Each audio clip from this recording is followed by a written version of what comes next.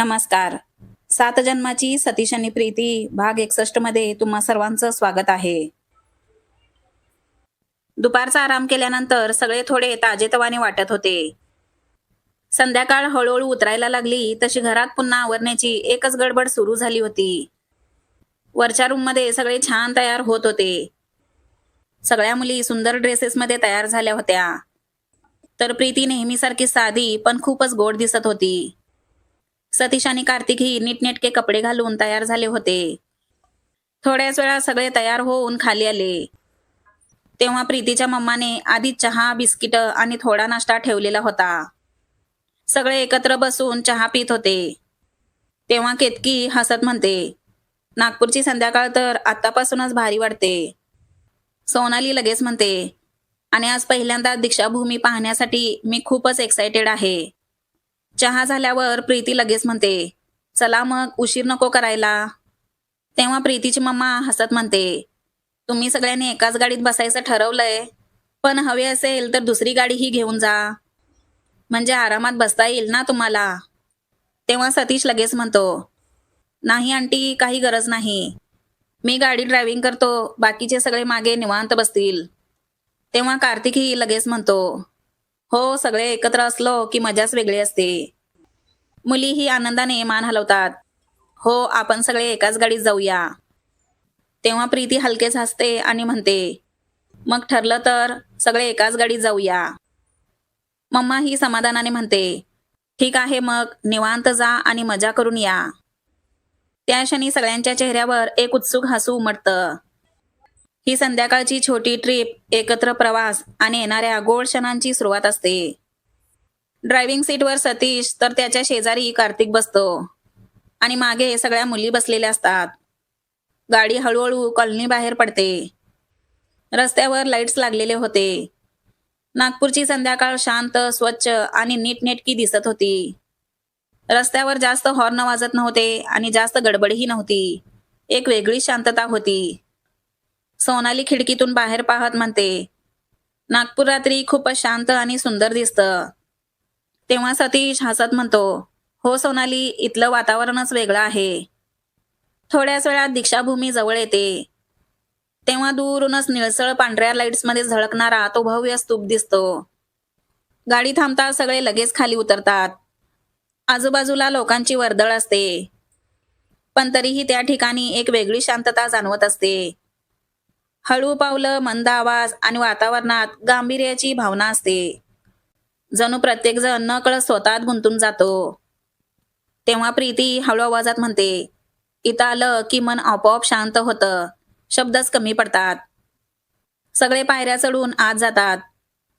तो विशाल स्तूप, स्वच्छ आणि प्रसन्न परिसर, मऊ प्रकाशात न्हालेली रचना आणि हवेत पसरलेली शांतता, हे सगळं पाहून सगळ्यांच्या मनात एक वेगळाच भाव उमटतो. मुली नकळतच शांत होतात.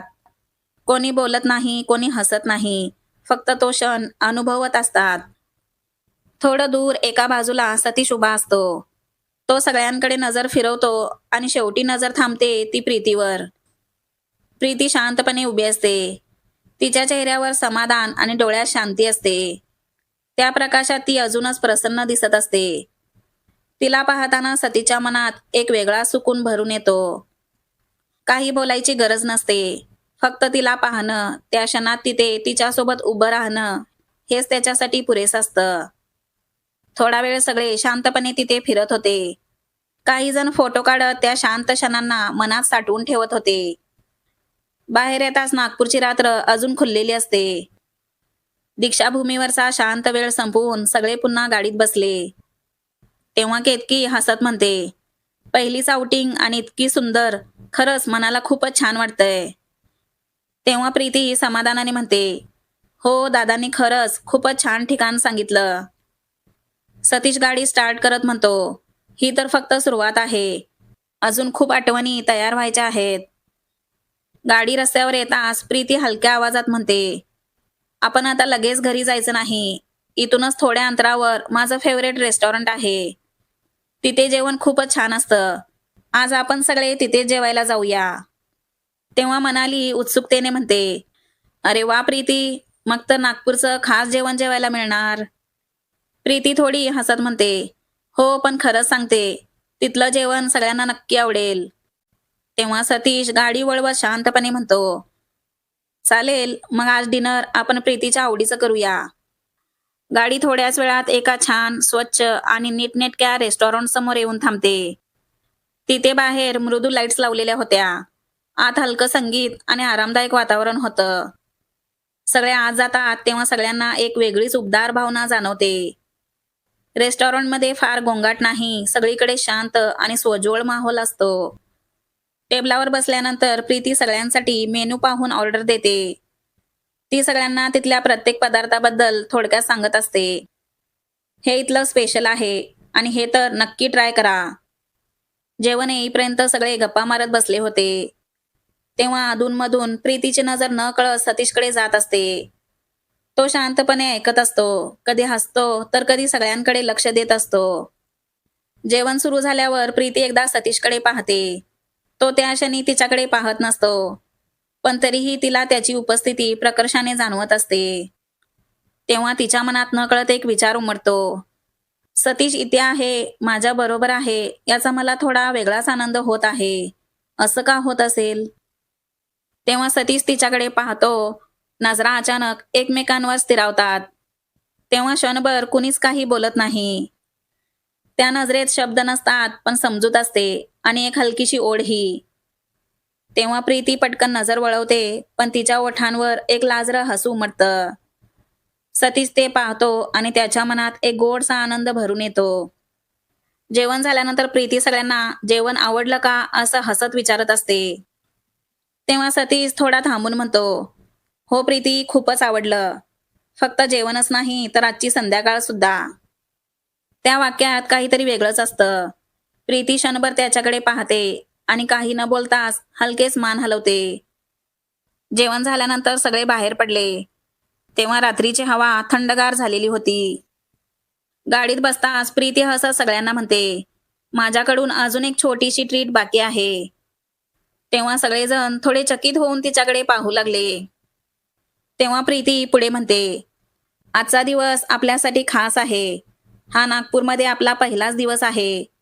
आपलं हे पहिलंच फिरणं, इतक्या सुंदर आठवणी, म्हणजे शेवट गोड केलाच पाहिजे. मनाली लगेच हसत म्हणते, म्हणजे आता गोड काहीतरी येणार आहे.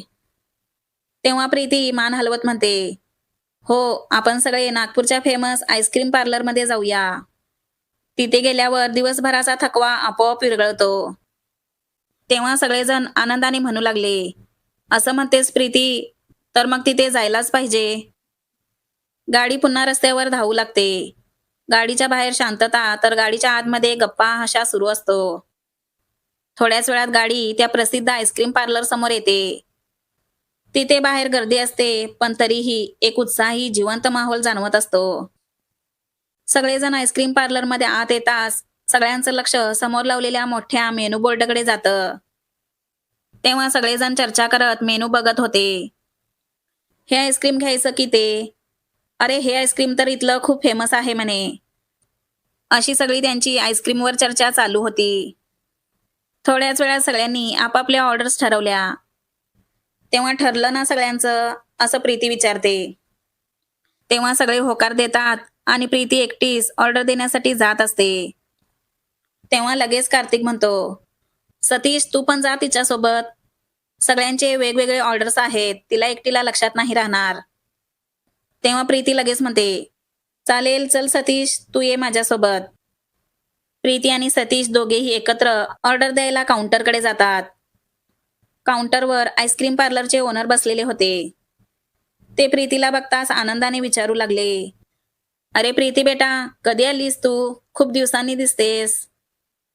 तेव्हा प्रीतीही तितक्याच प्रेमाने हसत म्हणते, काका, आजच आले मी, सुट्टी आहे ना म्हणून आले. काकांचं लक्ष तेवढ्यात प्रीतीच्या शेजारी उभ्या असलेल्या सतीशकडे जातं. तेव्हा ते काका हसतच प्रीतीला विचारतात, आणि हे कोण? आपले जावई बापू वाटतं. हे ऐकताच प्रीतीचे डोळे मोठे होतात. ती पटकन थोडी लाजत, थोडी घाबरत म्हणते, अहो काका, नाही हो. हे सगळे माझे मित्र मैत्रिणी आहेत. नागपूर फिरायला माझ्यासोबत आलेत सगळे. तेव्हा काका हसून मान हलवतात. बरं बरं, मी जरा चुकलो वाटतं. त्या क्षणी सतीश हसत असतो, पण प्रीती मात्र त्याच्याकडे डोळे मोठे करून बघत असते. पण थोड्याच वेळात तीही हसायला लागते. तेव्हा दोघांच्या नजरा क्षणभर जुळतात आणि तो क्षण शब्दांपेक्षा जास्त काहीतरी सांगून जातो.